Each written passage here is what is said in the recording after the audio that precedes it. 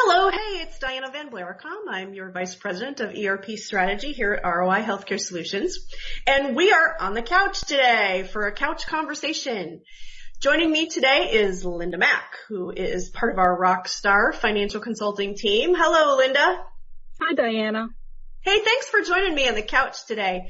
I want to talk a little bit today about Global Ledger and, maybe the power of Global Ledger. Just kind of give a little bit of your experience with the application and what it means for customers. So just want to pick your expertise here for the next few minutes. Is that okay? Sure. All right. Well, thanks again for joining us. First of all, I think, for folks that are implementing Infor FSM, Financial and Supply Management, we look at the heart and soul, the brain central, if you will, is that global ledger, right? Your chart of accounts and then your dimensions. Can you explain a little bit about the differences of the global ledger and kind of why it's kind of cool as it is? Okay, so the new FSM version of Global Ledger just has a lot more flexibility than the previous version. Most folks refer to it as S3 or V10. It allows you to slice and dice. I know that's sort of an overused phrase, but it allows you to slice and dice your data into various ways for reporting. It has a lot more functionality. You can define up to 10 dimensions yourself on how you want to report on your data. So give me some examples of what a dimension might be. So there are 4 predefined dimensions that start off your finance structure for Global Ledger. And those are company, account, project, and accounting unit. Typically, we steer clients away from using accounting unit because that's a holdover from the previous version. We want you to take advantage of the flexibility with the dimensions. And instead of defining an accounting unit, which is typically your cost center or division, we burst that out into the user dimensions. So we will assign a dimension for, say, division. We may assign a dimension for cost center or department or any other layers that were within your previous accounting unit if you used Lawson previous to Cloud Suite. So what that means is we're getting this roll-up reporting structure, correct? That's correct. All of your structures reside underneath what's called a reporting basis. So I can create underneath my dimensions various structures based on how I want to report. As an example, maybe there's a particular division in my organization that I want to have specialized reporting on. I can create an additional structure within that division dimension that allows me to use that reporting basis just to report on that particular need. So when it comes to reporting, if we think about the different users or consumers of information and these data transactions, when we think about the analysis that might be done at the C level, right? So our CFO, CEO, CHRO, CIO, we get into that vice president level, division head, or maybe even down to the director level. For the different ways and the different components of data that they want to look at, it's kind of a game changer for folks that want to look at information maybe a little bit differently. Do you agree? Yes, I would agree. And that's exactly right. It does allow that flexibility for different management levels to get the reporting that they need, utilizing those reporting bases for pulling that data. So, when we work with folks in healthcare, for example, which is our primary customer base, but it could be any industry, we see, people wanting to report on information, like you said, division. We see department. But what about location? Or, in healthcare, we see things like inpatient versus outpatient, or, maybe we look at different lines of business, such as, we have hospitals. In a large healthcare network, for example, we might have hospitals and urgent cares and some physician practices, maybe a wellness center and a foundation. Talk to me a little bit about how dimensions can assist with that. Right. So we have up to 10 dimensions that we can assign. And so you can set up a dimension for, say, service line if you want to report on that level of business. Inpatient, outpatient, as you mentioned, could be another dimension. Locations certainly could be another dimension as well. And maybe even a project category if you're using projects and you want a further breakdown of your project. Ooh, that's a good one. Think about projects, right? So when we think about project ledger, in the old days we had activity management, right? Project accounting. Now we have project ledger. We may, as an organization, so say I'm an organization that is using project ledger, would we look at potentially, the labor separately from other types of, maybe materials costs on that project or those types of things? Those are certainly uses for project categories. And in the old days, we did use those as account categories. Now, we don't want to, if you have these categories residing in your chart of accounts, we don't want you to duplicate them as project categories. So first we start taking a look at what's actually in our chart.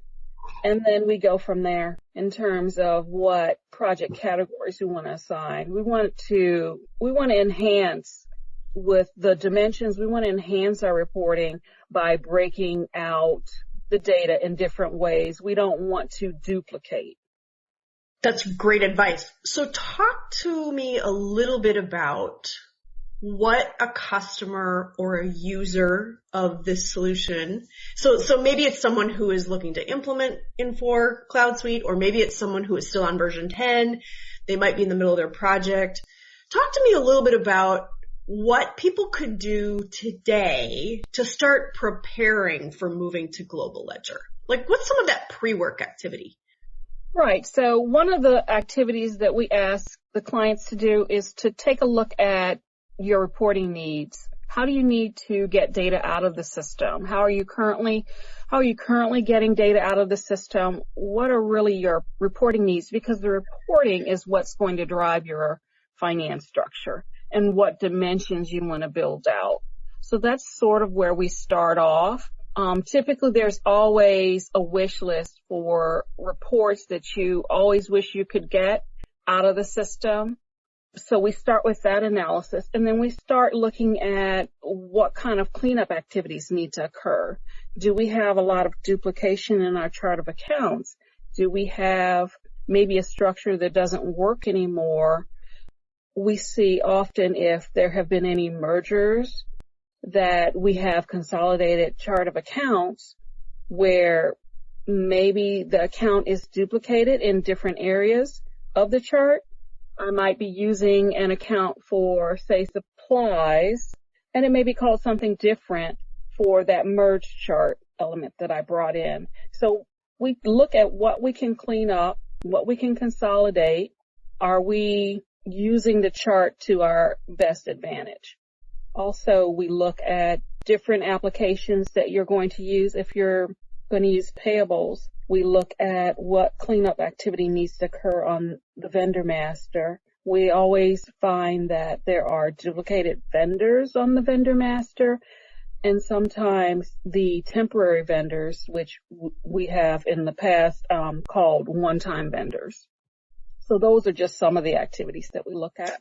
Sure. And, when you talk to the supply chain folks, those one-time vendors and those one-off types of things can really kind of clutter up your database. Always a good time to clean that up when you're going through a conversion. That's great information. So when we get to, an organization gets to Cloud Suite, it sounds like there's a lot of significant improvement. There's a lot of feature functionality, but can you talk a little bit about what some of the end users, what are those types of roles, and what can they expect to see as far as new and enhanced functionality? So, what's kind of sexy for the controller and exciting for the accountants that are actually using Infor Cloud Suite? So one of the nice features is that Cloud Suite is role-based. So based on the role that you are assigned, which is your security access, I could be an accounts payable manager or a payables processor as an example. Based on that role, I have a dashboard designed for my particular role, so I can get a quick look at, say, invoices that I need to work on or invoices that I've processed. The same thing for any other role. Financial business analyst would be a global ledger role, and that would allow me to quickly access from my dashboard the typical activities that I perform, account analysis, taking a look at my account balances as an example, or looking at journals, processing journal entries or posting journals. So there's just different options that are available based on your dashboard and based on the role that you're assigned in the system. So I think that is a really nice feature of Cloud Suite. And those types of features support kind of this new model of, if we think about deploying software, it's really a push versus a pull, right? In the traditional days, we had to log in and go find information. And now, it's pushing information to us. You can check out our webinar session that we had on homepages and widgets, and you'll see some examples there of the widgets that can be deployed to your dashboard, if you will, to actually push some of this information out. So you can check that out on our website on roihs.com. But it really comes down to the system trying to get people in more of a proactive mode, right? So not only the dashboards where we may have some of the things that you're talking about presented up front. We log in, we get our cup of coffee in the morning, and we take a look at our dashboard, see what's going on. But the mobile device as well. Think about, approving invoices from your phone on the soccer field, that type of thing. And that's very exciting when we think about the traditional days of having to come in and log in. I mean, our whole world went mobile, right? And I think the last year has been very interesting with everybody having to work remotely. And that's kind of our new world, is at arm's length.